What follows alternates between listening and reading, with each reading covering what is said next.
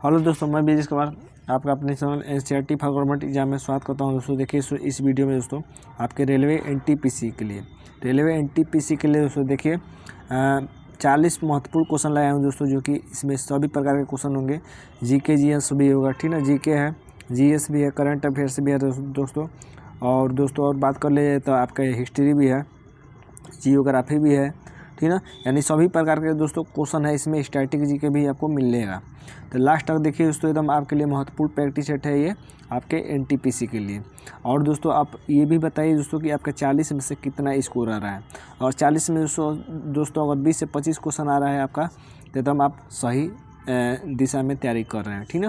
तो देखते हैं दोस्तों पहला क्वेश्चन कि जून 2024 में कौन ग्रेनेड के बेटर न्यूट्रिशन ब्रांड एम्बेसडर बनी है। तो बेटर न्यूट्रिशन की ब्रांड एम्बेसडर कौन बनी है। साइना नेहवाल, पीवी सिंधु, आकर्षि कश्यप की अनुपमा उपाध्याय।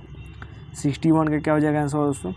61 का दोस्तों दूसरा सही हो जाएगा पीवी सिंधु दोस्तों। बेटर न्यूट्रिशन का दोस्तों ब्रांड एम्बेसडर बनी है, ठीक है, याद रखिएगा, महत्वपूर्ण है। अगला क्वेश्चन है दोस्तों कि 19 जून 2024 को विश्व आर्थिक मंच द्वारा जारी वैश्विक ऊर्जा संक्रमण सूचकांक 2024 में भारत की कौन सी रैंक है।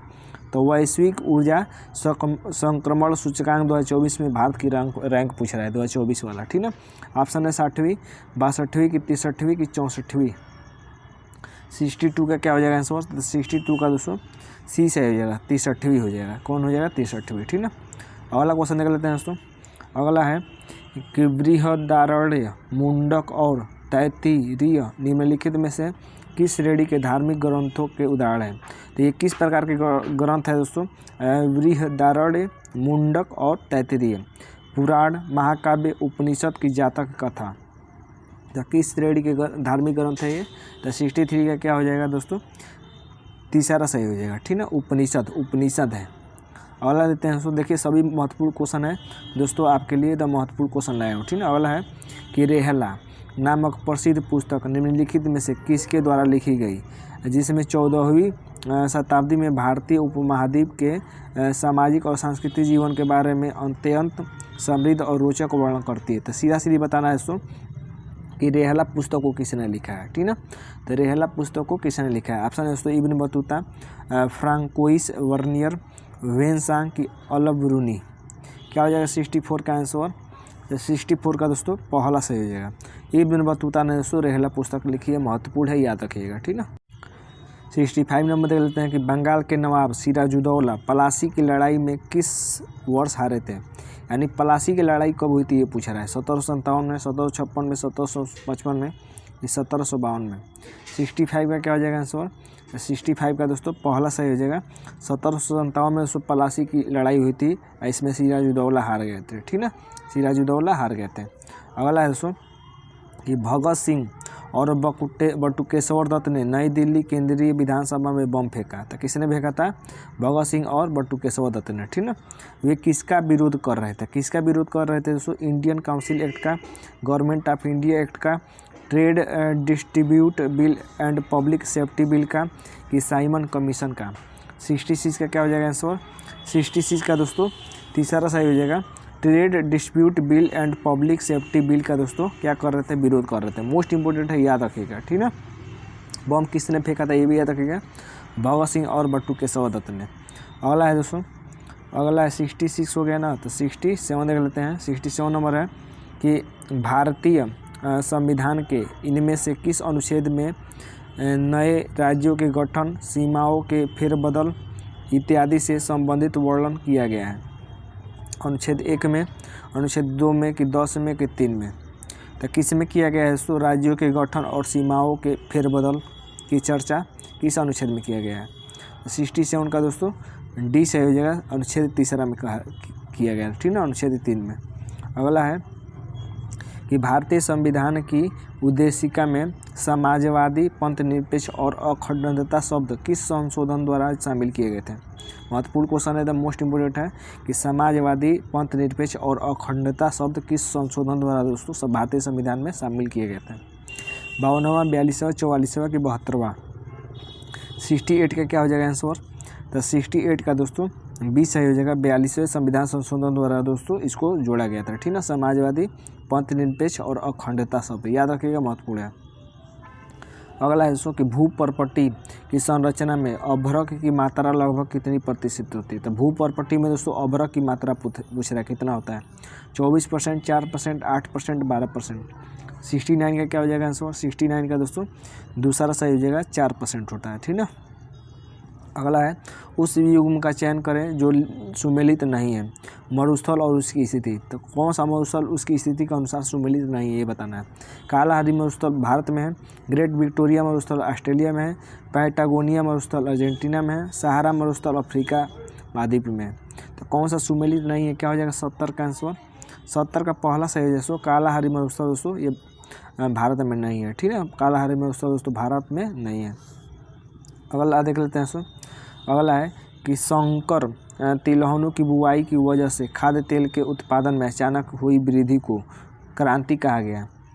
काली क्रांति कहा गया, स्वर्ण क्रांति, पीली क्रांति की भूरी क्रांति। तो देखिए सो जो तिलहन की बुआई होती है तो उसमें वृद्धि हुई, तो उसकी वृद्धि को किस क्रांति से के नाम से जाना जाता है, इसको कहा जाता है दोस्तों पीली क्रांति, ठीक ना, पीली क्रांति।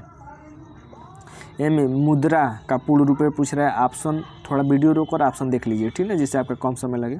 तो मुद्रा का पूर्ण रूप क्या हो जाएगा, तो 72 का दोस्तों तीसरा सही हो जाएगा, micro unit development and refinance agency हो जाएगा, ठीक ना। अगला है प्रधानमंत्री श्रम योगी मानधन यानी PMSYM सैम योजना के अंतर्गत 60 वर्ष की आयु के बाद असंगठित क्षेत्र के कर्मचारियों को कितने रुपए की मासिक पेंशन प्रदान की जाएगी। महत्वपूर्ण क्वेश्चन है। 3000, 4000, 5000 कि 2000। 73 का क्या हो जाएगा आंसर। 73 का पहला सही हो जाएगा, 3000 मासिक पेंशन दोस्तों प्रदान की जाएगी प्रधानमंत्री श्रम योगी मानधन योजना के तहत, ठीक ना। अगला है कि सामाजिक त्यौहार नुआखाई भारत के किस राज्य में संबंधित है। तो नुआखाई त्यौहार दोस्तों कहाँ मनाया जाता है, उड़ीसा में, तमिलनाडु में, असम में कि कर्नाटक में। 74 का क्या हो जाएगा आंसर। 74 का दोस्तों पहला सही हो जाएगा, नुआखाई दोस्तों उड़ीसा में मनाया जाता है, ठीक ना, नुआखाई उड़ीसा में। अगला देते हैं। अगला क्वेश्चन है कि निम्नलिखित में से कौन सा सितार वादक नहीं है। तो कौन सितार वादक नहीं है दोस्तों, अनुष्का शंकर, पंडित शिव शंकर शर्मा, उस्ताद विलायत खान कि पंडित रविशंकर। 75 का क्या हो जाएगा आंसर। 75 का दोस्तों बी सही हो जाएगा, सो बी पंडित रविशंकर। पंडित रविशंकर दोस्तों ये सितार वादक नहीं है, ठीक ना, पंडित रविशंकर सितार वादक नहीं है। अगला देख लेते हैं दोस्तों। 76 नंबर देख लेते हैं कि मेकिंग इंडिया असम पुस्तिका के लेखक कौन है। और उदंती राय है, कैलाश सत्यार्थी है, सचिन गर्ग है कि चेतन भगत है। 76 का क्या हो जाएगा आंसर। 76 का दोस्तों चौथा सही हो जाएगा, चेतन भगत है, ठीक ना। इंडिया मेकिंग असम के पुस्तक के लेखक कौन है, तो चेतन भगत है। 76 का डी हो जाएगा। अगला देते हैं। पद्मावती के रचयिता कौन है, बताइए पद्मावत के रचयिता कौन है। मलिक मोहम्मद जायसी, गुलबदन बेगम, अब्बुल फजल की फिरदौसी। 77 का क्या हो जाएगा आंसर। 77 का पहला सही हो जाएगा, मलिक मोहम्मद जायसी दोस्तों पद्मावत के रचयिता है, ठीक ना, महत्वपूर्ण है, याद रखिएगा। अगला है कि विश्व पर्यावरण दिवस कब मनाया जाता है। 5 अप्रैल को, 15 मई को, 5 जून को कि 15 जुलाई को। तो विश्व पर्यावरण दिवस दोस्तों 5 जून को मनाया जाता है। 78 हो गया। 79 नंबर देख लेते हैं। नोबेल पुरस्कार जीतने वाले एकमात्र भारतीय अर्थशास्त्री कौन है, महत्वपूर्ण है। अविनाश दीक्षित, अमित मिश्रा, अमर्त्य सेन, अभिजीत बनर्जी। तो एकमात्र भारतीय अर्थशास्त्री कौन है ऑप्शन के हिसाब से, तो 79 का क्या हो जाएगा। 79 का दोस्तों सी से हो जाएगा, अमर्त्य सेन, ठीक ना, अमर्त्य सेन हो जाएगा। अगला देते हैं सो कि निम्नलिखित में से कौन सा देश संयुक्त राष्ट्र सुरक्षा परिषद का अस्थायी सदस्य नहीं है। तो कौन सा अस्थायी सदस्य नहीं है संयुक्त राष्ट्र सुरक्षा परिषद का। रूस, कनाडा, फ्रांस, चीन। 80 का क्या हो जाएगा आंसर। 80 का बी सही हो जाएगा, कनाडा दोस्तों ये संयुक्त राष्ट्र सुरक्षा परिषद का अस्थायी सदस्य नहीं है। अगला देते हैं सो। अगला के निम्नलिखित में से किस ग्रह का आकार पृथ्वी के आकार के निकट है, बताइए। Mercury, Mars, Venus, Saturn. 81 का क्या हो जाएगा आंसर। 81 का दोस्तों सी सही हो जाएगा, ठीक ना, वीनस का आकार दोस्तों पृथ्वी के आकार के निकट है, ठीक ना। अगला देते हैं इंदिरा गांधी राष्ट्रीय कला केंद्र का मुख्यालय किस शहर में स्थित है? तो देखिए दोस्तों ऑप्शन है पुणे, नई दिल्ली, मुंबई, कोलकाता। देखिए क्वेश्चन आपको अच्छा लग रहा है कि नहीं, जरूर कमेंट में बताइए कि क्वेश्चन का लेवल कैसा है। एकदम अच्छा है दोस्तों। और दोस्तों अपना स्कोर जरूर बताइए, ठीक है। वीडियो को लाइक जरूर कीजिए दोस्तों, लाइक करेंगे तो मनोबल बढ़ेगा। तो 82 का क्या हो जाएगा आंसर? 82 का दोस्तों दूसरा सही हो जाएगा नई दिल्ली। नई दिल्ली में है दोस्तों इंदिरा गांधी राष्ट्रीय कला केंद्र का मुख्यालय।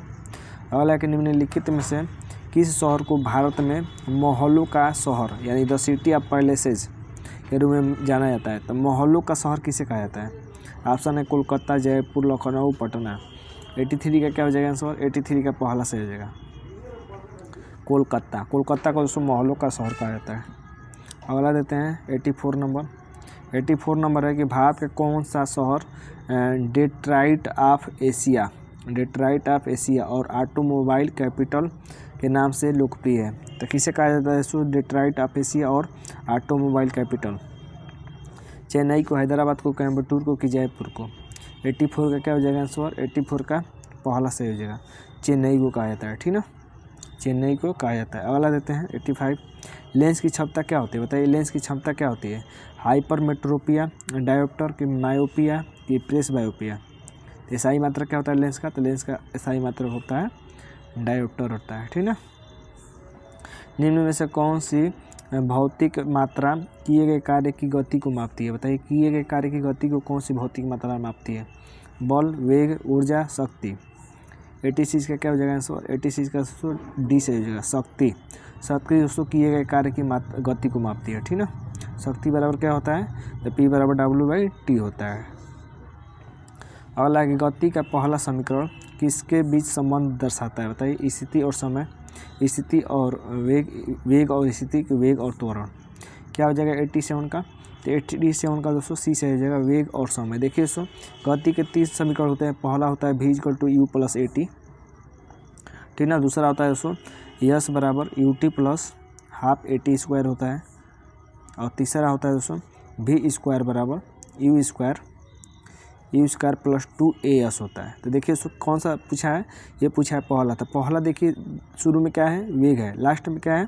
T है। तो ये याद करने का तरीका है तो वेग और समय के बीच। अगर दूसरा पूछता है दोस्तों तो शुरू में क्या है? विस्थापन है, लास्ट में क्या है? T यानी समय है। तो विस्थापन और समय के बीच दोस्तों दूसरा दर्शाएगा ग्राफ।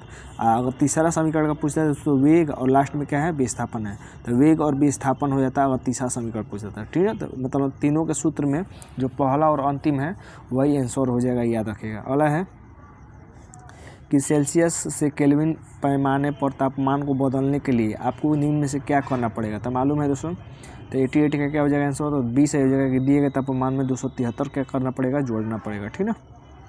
अगला देते हैं 89 नंबर। 89 है कि इनमें से कौन सा रासायनिक परिवर्तन नहीं है? ईंधन का दहन, अम्लीकृत जल का वैद्युत अपघटन, ऑक्सीकरण या लौह में जंग लगना, प्लेटिनम तार का जलना। तो कौन सा रासायनिक परिवर्तन नहीं है ये पूछ रहा है, ठीक ना।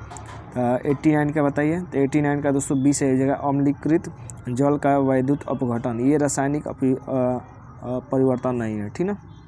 बाकी ईंधन का दहन दोस्तों ये रासायनिक है, लोहे में जंग लगना रासायनिक है, प्लेटिनम तार का जलना कहीं भी अगर जलना कहीं दिखाई दे तो रासायनिक है, ठीक ना।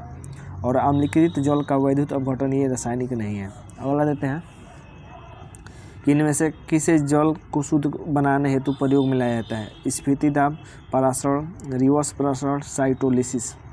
90 का क्या हो जाएगा आंसर? तो 90 का दोस्तों C से हो जाएगा रिवर्स परासरण। रिवर्स परासरण का प्रयोग दोस्तों जल को शुद्ध बनाने के लिए प्रयोग में लाया जाता है। अगला है कि घटती हुई प्रतिक्रिया के क्रम में व्यवस्थित आम धातुओं को इस प्रकार से जाना जाता है: प्रवाहकत्व, इलेक्ट्रोलाइटिक अपचयन, गतिविधि श्रृंखला, प्रतिक्रियात्मकता। क्या हो जाएगा 91 का? 91 का दोस्तों C से हो जाएगा गतिविधि श्रृंखला। अगला देता है 92 के केंद्रक और कोशिका झिल्ली के बीच मौजूद जेली जैसी पदार्थ को क्या कहा जाता है? बताइए जो केंद्रक और कोशिका झिल्ली के बीच में जो जेली जैसी पदार्थ होती है उसे क्या कहा जाता है? कॉर्डीय कहा जाता है, कोशिका द्रव्य कहा जाता है, उल्ब कहा जाता है कि फुफ्फुसीय कहा जाता है? क्या हो जाएगा 92 का आंसर? 92 का दोस्तों B हो जाएगा, कोशिका द्रव्य कहा जाता है, ठीक ना। अगला है कि जीवों के वर्गीकरण का कौन सा स्तर कुल यानी फैमिली और जाति स्पेसीज के बीच आता है? बताइए कौन सा दोस्तों वर्गीकरण है जो कुल और जाति के बीच में आता है? क्रम, संघ, वंश, वर्ग। 93 का क्या हो जाएगा आंसर? 93 का सी से हो जाएगा वंश, वंश आता है। अगला है कि जब ऑक्सीजन की अनुपस्थिति में भी श्वसन होता है तो उसे क्या कहा जाता है? तो ऑक्सीजन की अनुपस्थिति में होता है तो उसे क्या कहते हैं? परिसंचरणात्मक कहते हैं, अवायवीय कहते हैं, वायवीय कहते हैं कि संकुचित कहते हैं। 94 का क्या हो जाएगा आंसर? 94 का दोस्तों देखिए यहाँ पर अवायवीय लिखा है। अ मतलब नहीं, वायु मतलब ऑक्सीजन, मतलब बिना ऑक्सीजन के अनुपस्थिति में। अगला है निम्नलिखित में से कौन सहजीवी संबंध को दर्शाता है? बताइए सहजीवी संबंध को कौन दर्शाता है? लाइकेन, यूलेथ्रिक्स, जल तिपतिया की फ्यूनेरिया। कौन सहजीवी संबंध को दर्शाता है? 95 का आंसर पहला सही हो जाएगा लाइकेन, ठीक ना। लाइकेन शैवाल और कौवा के बीच की क्या होती है? कड़ी होती है। अगला है निम्नलिखित में से कौन सी वनस्पतियों में प्रजनन अंग होते हैं? प्रजनन अंग कौन होते हैं वनस्पति में? कलमा, देवदार, पाइनस, मर्सिलिया। 96 का क्या हो जाएगा आंसर? 96 का डी से हो जाएगा मर्सिलिया। कंप्यूटर शब्दावली में MIPS का क्या अर्थ है? MIPS का फुल फॉर्म पूछ रहा है, वीडियो रोककर ऑप्शन थोड़ा देख लीजिए, ठीक है। तो क्या हो जाएगा? ये हो जाएगा मिलियन इंस्ट्रक्शन पर सेकेंड हो जाएगा, मिलियन इंस्ट्रक्शन पर सेकेंड। अगला है कि उम्बटू, मिंट और फेडोरा इनमें से किसके संस्करण हैं, यानी वर्जन किसका वर्जन है? लिनक्स का है, एप्पल मैक OS X का है, कि विंडोज 10 का है, कि MS DOS का है। 98 का क्या हो जाएगा? तो पहला सही हो जाएगा लिनक्स का है, ठीक ना। 99 देख लेते हैं कि जैवमंडल आरक्षित क्षेत्र का सबसे सही विवरण है। बायोगैस उत्पादन स्थल का, खनिज की कमी वाले भंडार का, सतत विकास के अध्ययन स्थल का, वनों की कटाई से प्रभावित स्थल का। 99 का क्या हो जाएगा आंसर? तो सी से हो जाएगा सतत विकास के अध्ययन और स्थल का, ठीक है। ये क्या है? जैवमंडल आरक्षित क्षेत्र है। लास्ट क्वेश्चन दे देते हैं आज का कि एक जलीय जीव की सेहत ज्ञात करने के लिए किस चीज़ की गणना की जाती है? घुली हुई ऑक्सीजन की, घुली हुई फ्लोरीन की, घुली हुई मीथेन की, घुली हुई कैल्शियम की। तो कोई भी अगर जलीय जीव है तो दोस्तों तो उसके सेहत को कैसे ज्ञात कर लेंगे? क्या हो जाएगा 100 का? पहला सही हो जाएगा घुली हुई ऑक्सीजन की, ठीक है। तो ये थे दोस्तों 40 क्वेश्चन। उम्मीद करते हैं कि क्वेश्चन का लेवल आपको अच्छा लगा होगा। एकदम वैसे ही लेवल है दोस्तों जो कि आपकी NTPC में पूछता है। तो आज के लिए बस इतना है दोस्तों। अगर वीडियो अच्छा लगा है तो वीडियो को लाइक सब्सक्राइब जरूर करिए। आज के लिए बस इतना है दोस्तों। धन्यवाद दोस्तों।